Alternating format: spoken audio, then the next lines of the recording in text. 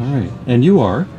Yes, I'm Arno Hesse with Bernal, which is a community finance pilot in San Francisco, one of the neighborhoods of San Francisco. So how does Bernal work? Bernal is basically a kind of a locally enriched currency for the neighborhood that aims at keeping the money in the neighborhood. So how it works is you donate to the neighborhood center or to a local school. The neighborhood center does a lot of good programs in the neighborhood for seniors, youth and affordable housing. Then you receive Bernal in return, and Bernal then come to life if you actually take the Bernal to the businesses that participate in the program, which are most of the meaningful businesses in Bernal Heights. Then you get like a little extra. For example, if you go to a cafe and you buy your lunch with Bernal you get like a pastry on top of it. Or you go to the grocery store, you always get like free apples with this, or you get $1 off at your favorite bar in Bernal Heights. So it's basically rewarding people putting extra contribution, but it's not just a charity, because then the businesses actually reward the citizens for being good community members and shopping in the community as opposed to taking it to the national chains. So that's our flavor of keeping the money locally and keeping the Bernal rotating in our little neighborhood economy, if you will. Does this process make people feel good? Make who feel good? Make people, the people who are using the Bernal Virtually everybody loves the idea because there's a strong neighborhood feel in Bernal Heights, and the idea to keep the money local. People are happy about this. Like the cashiers at the stores always crack a smile when they see the Bernal and a lot of people see them first, and then they have to find out, okay, how does it work? And what is it about? And it's the type of community that actually feels good about doing something like this in the neighborhood. How are you spreading word about this?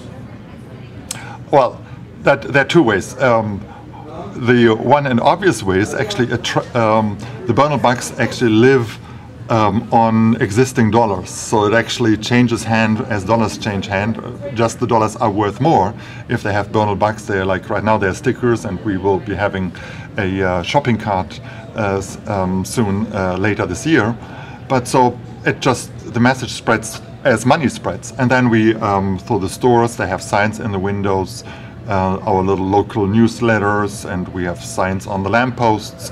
It's really like, if you will, since it's very neighborhood driven, it's kind of a guerrilla marketing immediately, but we have built it like with marketing tools and sets that could be easily adopted by other neighborhoods. Of course, they will have a more feel-good name than Bernal for their neighborhood, but we leave that up to the communities. You said it gets affixed to regular dollars, a sticker. Yes. How does that actually work? Well, let's see. I just got my little. Why don't we show this? So I got I did a donation to the neighborhood center, and and I'm getting those stickers back, and they're removable, by the way. So you're not altering money, so it's not a legal problem, and it doesn't have a commercial message on this, so it's not advertising. And so if I go into a store that participates and pay with dollars that look like this, because they have Bernal that's the locally enriched currency that I'm talking about. Mm-hmm. And you get it basically, you get the extra value on top of what you're buying at the store anyway. And the store is happy because you may have gone there anyway, but they know that you would only take those Bernal to a Bernal business, because if you take it, I don't want to name any names, let's say a national groceries chain or a national department store chain, you wouldn't actually get anything extra because there's real value in those Bernal So that's how it gets affixed, and later we will have a shopping cart that also runs through the terminals that the stores have and make it easier to always have Bernal on you. So let's take a few steps back here. The banking industry as a whole is going through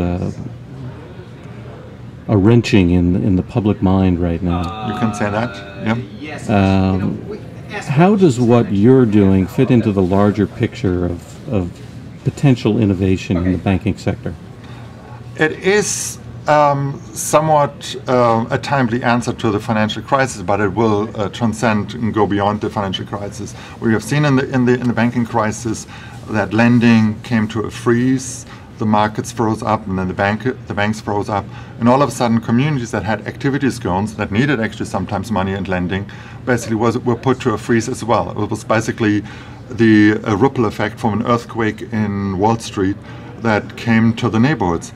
Not at the fault of the neighborhood. Actually, the real estate markets and the communities were doing fine. So to a certain degree, it's like making the neighborhood and the communities more resilient by relying on its own economic circulation of money and keeping it local and putting extra value on it.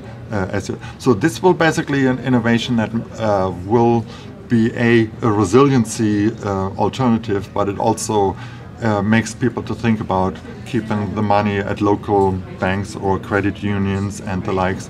And it is less of that model, I just have my money in the bank and I don't know where it goes. And that's actually what it is. If you have your money in a checking account, and I used to be a banking executive, so I've seen from the other side as well, if you have your money in a checking account or savings account, it's the bank's disposal in headquarter treasury departments to where they actually put it and where they invest it, which may be in your region, in your city, or it may be in a different country for all you know.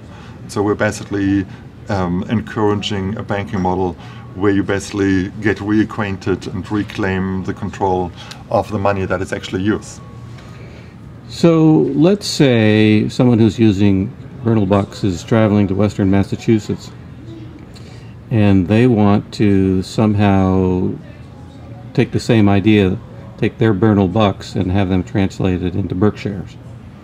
Is there any mechanism right now to create interoperability between some of these existing complementary currencies?